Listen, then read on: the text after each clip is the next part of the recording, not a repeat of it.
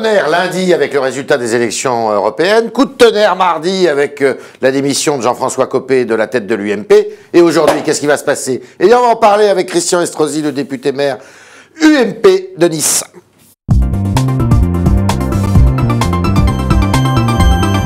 Christian Estrosi, bonjour. Bonjour. Merci d'être dans nos studios.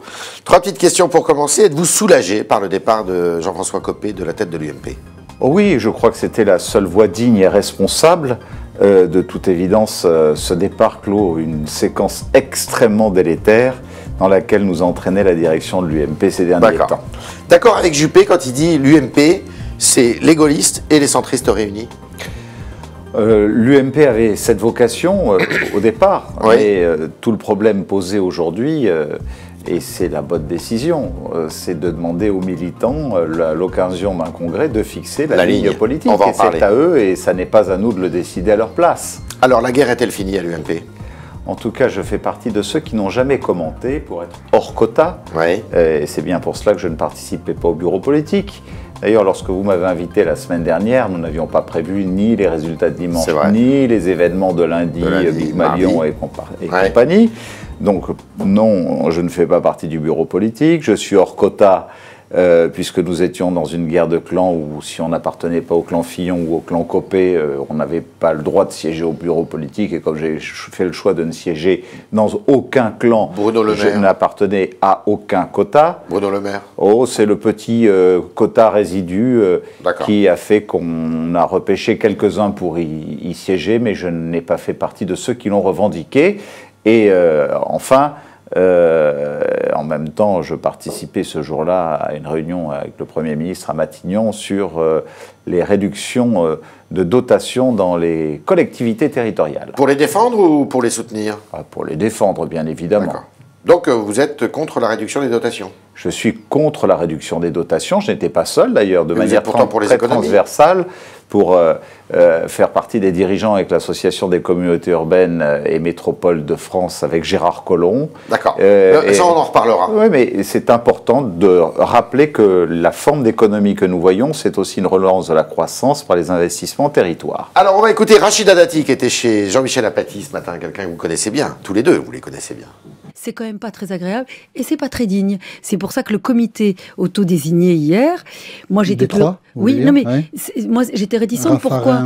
Parce que quand même, moi j'aurais préféré avoir totalement des personnalités neutres et qui n'ont pas participé et qui n'ont pas été, j'allais dire, complices de ces haines fratricides, voilà, qui ont abouti à ce qui s'est passé hier. Vous êtes d'accord avec Rachida Dati? Si je vous dis que je suis d'accord avec Rachida Dati, je remets en cause ce que je vous ai dit il y a quelques instants.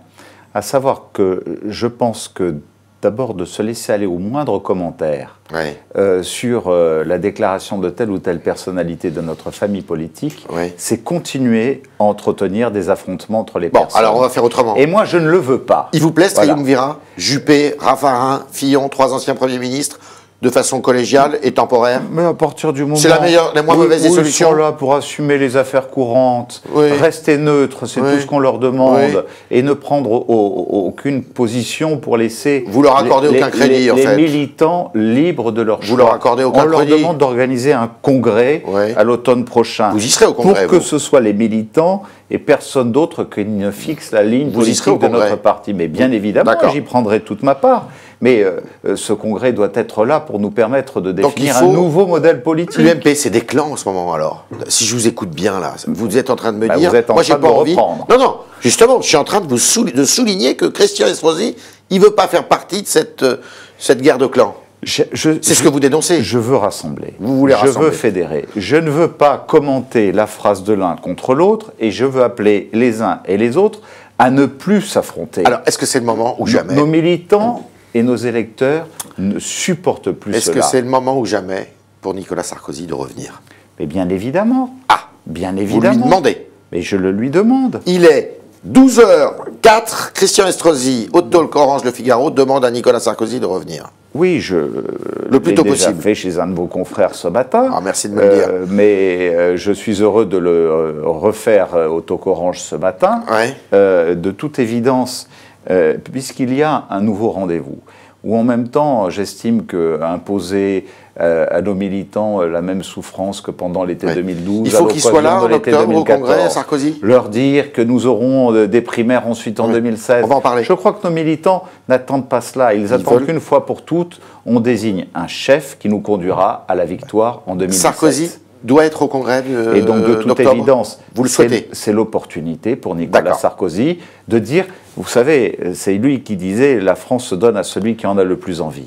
Eh bien, c'est à Nicolas Sarkozy de dire aujourd'hui s'il en a vraiment envie. Comme toujours. Je dis, c'est à Nicolas Sarkozy de dire s'il en a vraiment envie. Oui, mais moi, ce qui m'intéresse, c'est ce que vous pensez, vous. Et ce que je pense, c'est qu'à partir du moment où il dit qu'il en a envie, il a une opportunité pour le faire, et qu'en même temps, il participe à ce dialogue avec les militants pour définir une nouvelle ligne politique qui peut nous conduire à la victoire, celle qui nous a fait défaut sans doute dimanche dernier, parce que nous voulons un nouveau modèle politique. Voilà, on va en parler. Oui, mais je veux affirmer une chose. On va en parler justement, vous allez avoir... On parle toujours de personnes, vous me parlez de Sarkozy, oui, mais je vous parle de modèle politique. Les hommes et les femmes sont importants, il n'y a pas de politique sans cela. Vous êtes d'accord avec ça? Oui, mais des hommes et des femmes sans modèle politique, parce que notre modèle politique est usé aujourd'hui. Est-ce qu'il faut que... Yves Tréhard, il est usé. On va en parler. Si Nicolas Sarkozy revient, est-ce qu'il doit se soumettre à des primaires? Ça, c'est une question précise. Peu importe la forme. Il doit d'abord dire si aujourd'hui il estime que sa famille politique est malade. Vous êtes partisan des primaires, et que face à cela, il a un rôle à jouer pour permettre à sa famille politique de se redresser. Vous êtes partisan des primaires? C'est ce que moi j'attends de sa part. Vous êtes partisan des primaires? Moi, je suis partisan du fait que nous n'ayons pas successivement l'élection d'un président de l'UMP, l'élection ou la désignation de notre candidat aux primaires. Je voudrais que ce congrès nous permette de définir d'abord une ligne politique, on va en parler. Un nouveau modèle. Est-ce qu'il faut des primaires? Mais bien sûr qu'il faut des primaires. Ah, voilà, bien sûr qu'il faut des primaires. Bien sûr qu'il faut des primaires. Il faut des primaires. Est-ce que Nicolas Sarkozy doit se soumettre à ces primaires? Je dis en même temps, parce que je ne veux pas me renier là-dessus, que je trouve qu'imposer à nos militants à la fois d'élire un nouveau président à la tête de notre mouvement à l'automne, et ensuite leur imposer un an plus tard de faire des primaires, autant aller ou directement, même sur un calendrier un peu plus reculé. Donc vous voulez que les primaires soient avancées? Ou un peu plus avancées, ou je préférerais qu'elles soient avancées. Au moins on aura une fois pour toutes un chef qui pourra nous mener à la victoire en 2017. Est-ce que Christian Estrosi pourrait être candidat à cette primaire? Ce serait insolent de ma part. Ah bon? Si pourquoi? alors, ce serait... Laissez-moi aller jusqu'au bout de ma phrase. Ce serait insolent de ma part vis-à-vis de nos militants. Ce serait arrogant. Ce serait donner l'impression d'avoir une ambition personnelle au lendemain où il s'est passé un véritable séisme dans notre famille politique. Et je dis à tous ceux qui déjà ce matin, c'est naturel peut-être, mais affirment une ambition. Attendez, on essaie d'abord de fixer un équilibre, d'organiser. J'ai rien entendu ce matin. Non, mais à ceux qui pourraient être tentés, je dis bien au conditionnel, adopter une position de réserve. Voyons comment déjà nous pouvons stabiliser les choses pour organiser le débat parmi nos militants. J'écoute Christian Estrosi. Il veut le retour de Sarkozy. Il ne se refuse rien, il ne veut pas mettre d'huile sur le feu. Mais il en a fini avec Fillon. Je demande. Il en a fini avec Fillon. Je crois que vous transformez beaucoup mes propos. J'ai demandé simplement si Nicolas Sarkozy a envie d'un retour en politique, qu'il le fasse maintenant, que nous sachions quelle est sa position, car infliger une campagne à la présidence de l'UMP, ensuite infliger des primaires, et que Nicolas Sarkozy garde une position qui nous laisse dans le doute, dans le vague sur sa position, eh bien ça ne facilitera pas les choses pour notre parti. Est-ce que cette primaire peut avoir lieu? Chacun sait l'amitié, la loyauté que j'ai toujours eue à l'égard de Nicolas Sarkozy. En même temps, je pense être bien placé pour pouvoir lui dire Nicolas, c'est maintenant qu'il faut dire est-ce que ces primaires pourraient avoir lieu? Si tu en as envie ou si tu n'en as pas envie. Est-ce que ces primaires pourraient avoir lieu au Congrès du mois d'octobre en même temps? Ça serait bien, ça, pour vous. Mais bien évidemment que le Congrès, la primaire, en même ensemble, temps, ça serait parfait. Ça permet une fois pour toutes de clarifier les choses. Qu'est-ce que vous reprochez à Fillon?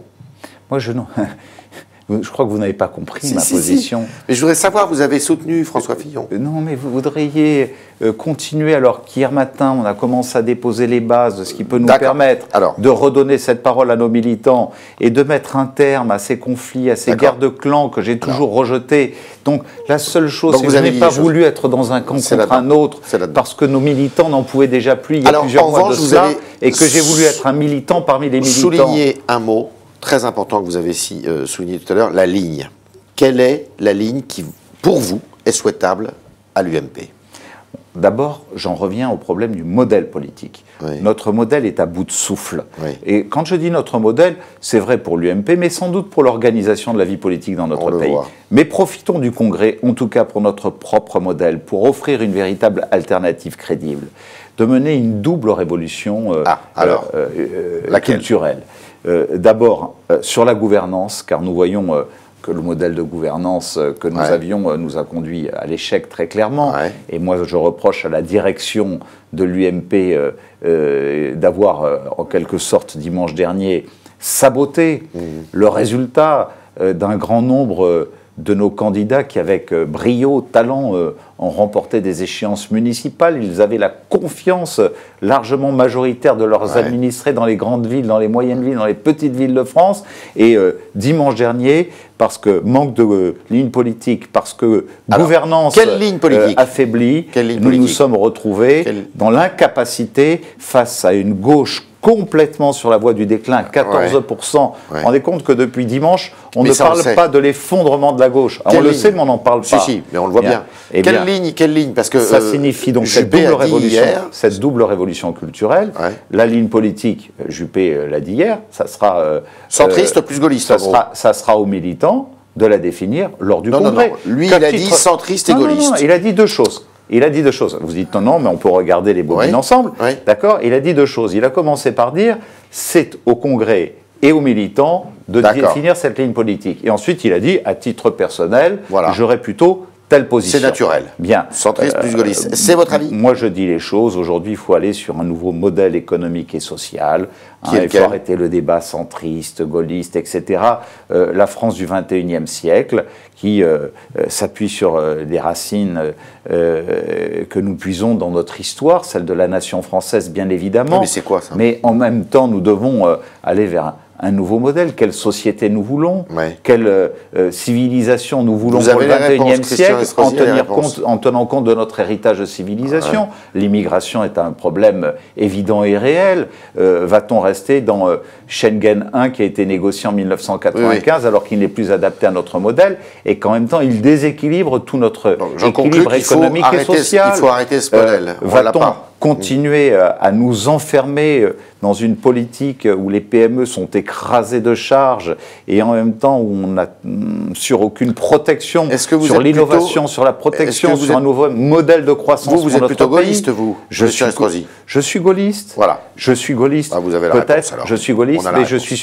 Vous savez, le gaullisme a toujours été visionnaire. C'est toujours adapté à son époque. Si aujourd'hui, nous avons la chance d'avoir, en matière énergétique, notre indépendance énergétique grâce au nucléaire civil, c'est grâce à De Gaulle et à Pompidou. Et lorsque je vois la Cour des comptes qui, ce matin, demande au gouvernement de rendre des comptes, est-ce que oui ou non vous allez fermer des centrales nucléaires, là où l'énergie nucléaire civile a augmenté de près de 20% de coût au cours des 3 dernières années? Il faut clarifier l'ensemble de ces positions. Dernière petite question. Est-ce que Marine Le Pen peut être présidente de la République en 2017? Je vous pose la question, Yves Tréhard. On a parlé de la première formation politique dimanche soir, etc. Une formation politique, vous savez, ça se juge sur la durée, sur le nombre d'élus locaux, sur ses implantations, sur sa capacité à proposer, à construire. Je crois que les Français ont exprimé un profond malaise, mais n'ont pas souscrit à un projet. D'accord. C'est l'expression d'un malaise. Et donc la question que je vous pose, allez, il y a eu un premier tour dimanche dernier. S'il y a un deuxième tour dimanche prochain, qui est-ce qui gagne? Je vous pose la question. Moi, je suis observateur. Non, mais qui est-ce qui gagne? Je suis observateur. Vous savez très bien que ça n'est pas le Front National. D'accord. C'était le talk orange Le Figaro de Christian Estrosi qui nous a dit beaucoup de choses. La première, c'est qu'il appelle de tous ses voeux le retour de Nicolas Sarkozy. Il dit le mieux, c'est maintenant.